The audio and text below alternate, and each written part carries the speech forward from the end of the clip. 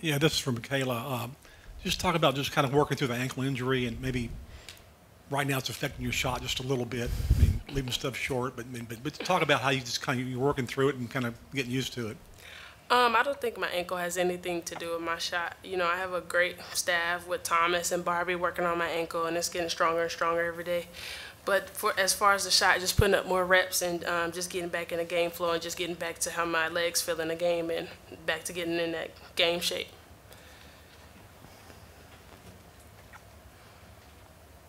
Mikaylah, how'd y'all get things going in the second quarter there when you really started to pull away? I think our defensive end, our defense, we had a lot of deflections, a lot of steals, and then that defense translates into offense for us. So if we go hard on the defensive end, the offensive end comes easy. Yeah, Amani, obviously Samaya was hurt last year. She's getting back into it, but her and then Jersey transferring in. What have you seen from those two as they get acclimated this year? I would say just being confident in knowing, like, my knee is okay, like, for Samaya, just like that, getting stronger, doing what she has to do. As far as Jersey, I think Jersey's doing very well. She's buying into the program, and she's doing what she has to do in order to get on the floor, which is playing defense, rebounding, those type of little things. But together as posts, I think we're all doing very well. You guys played really good with chemistry in the paint, but they attacked you a lot from the three-point line. Was that kind of something that just ended up happening, or was that a coaching point?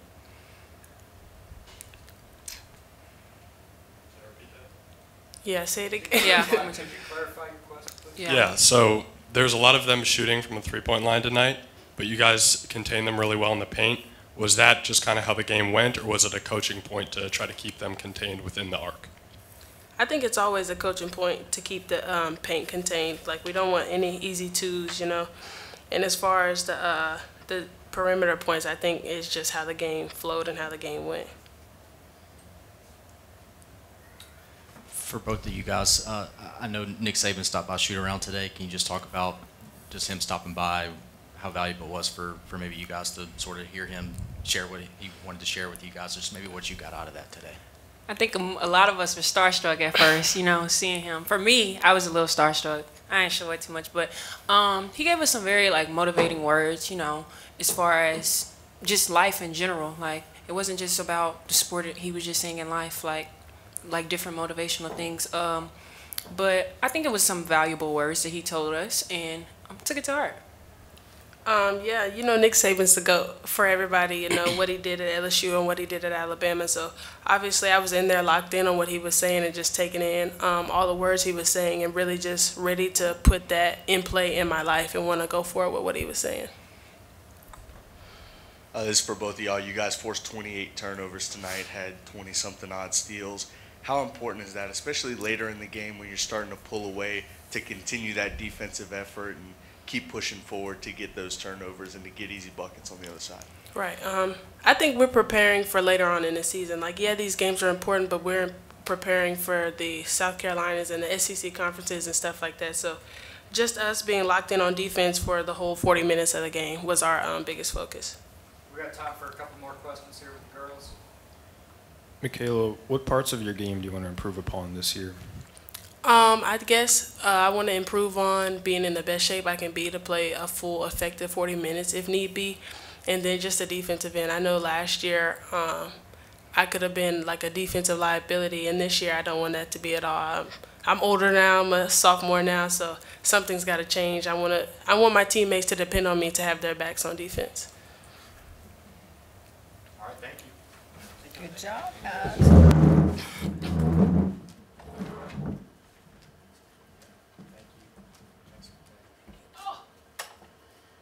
All right, questions for Coach?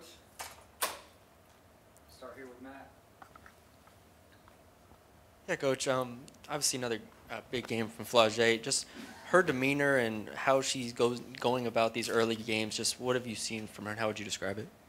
Well, I think I said it the last game. She's just playing with, I don't even want to use the word confidence. She's played with confidence. It just looks like she's just floating out there. Everything's just effortless, and just shots.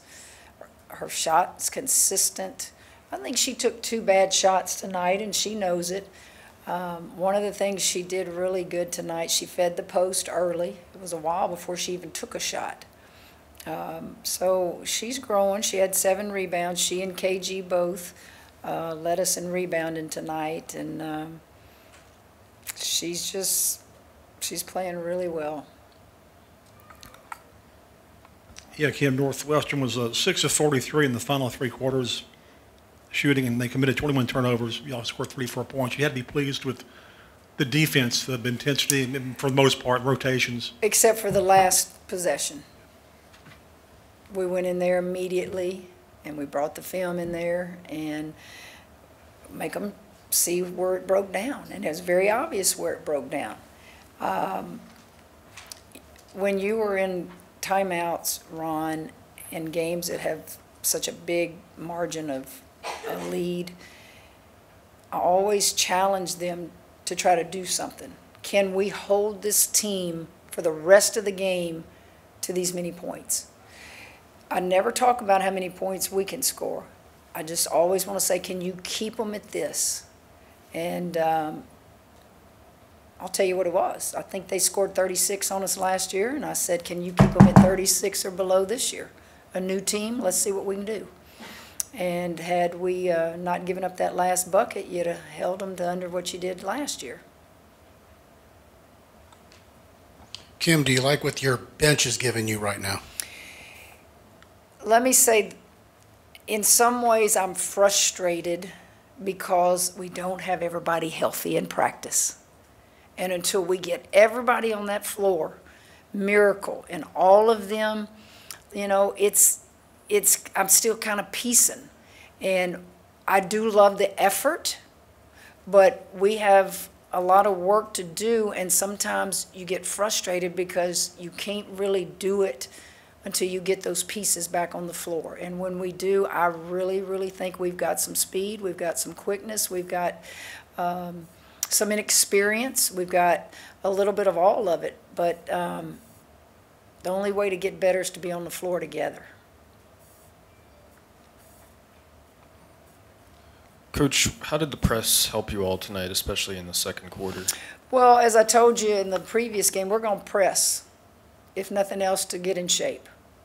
I like to do that early in the season. I don't care what the score is. I'm looking at my team. I'm looking at combinations. We're by no means in shape. And what better time to do it than in a game? Because we got to get in shape. We're not there yet. So what did it do? Probably conditioning more than anything.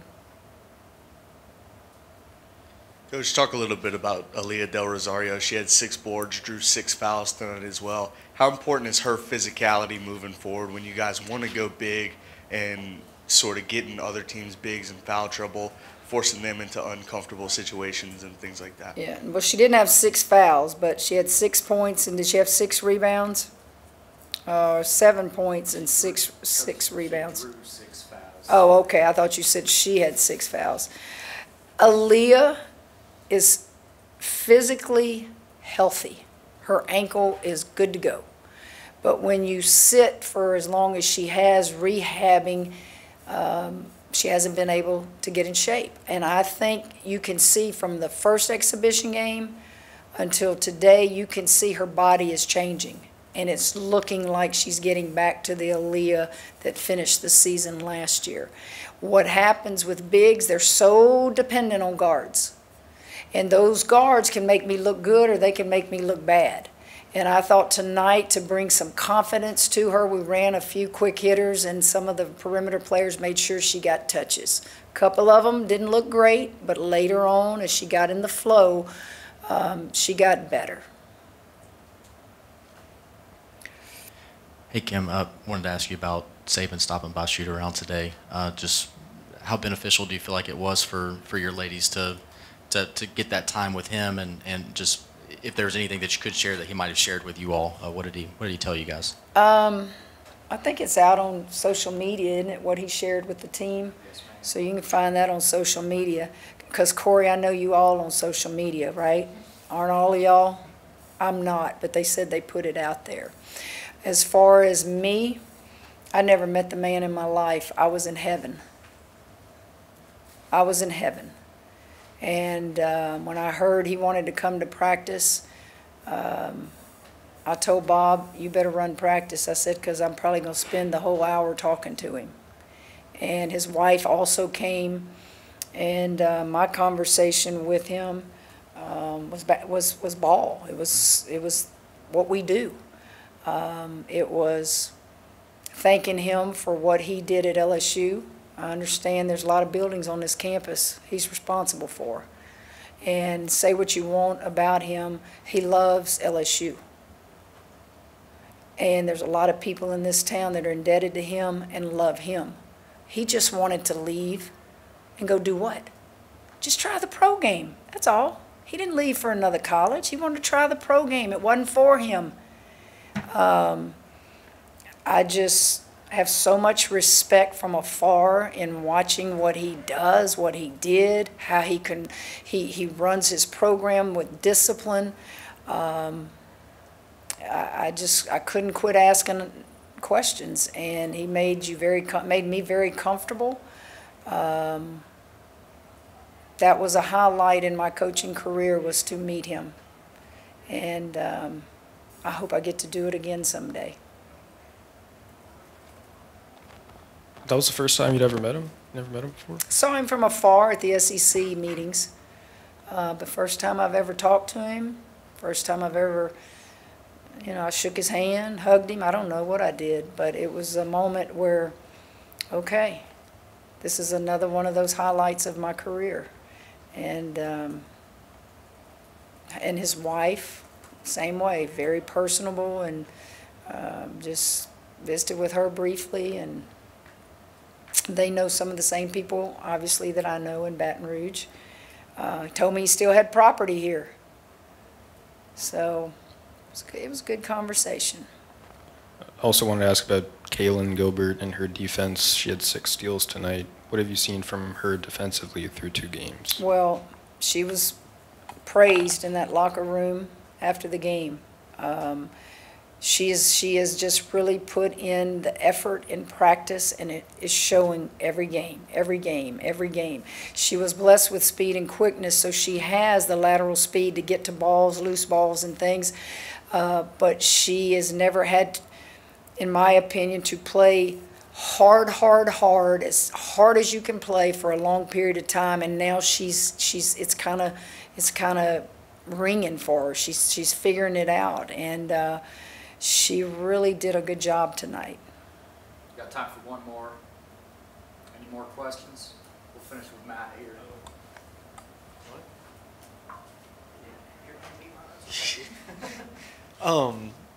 Yeah, Northwestern State had 14 offensive rebounds. Eastern Kentucky had 12. Is there anything defensive? I think a lot of that's long rebounds. Okay.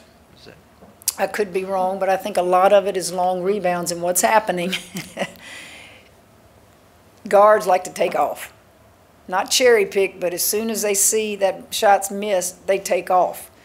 We're got to change that mentality now. Our post cannot be relied upon to get every missed shot. We're not that kind of team. We've got to do a better job on the perimeter of getting those rebounds, and then you can take off with the ball in your hand. And I think that's happening a lot. All right, thank you, guys.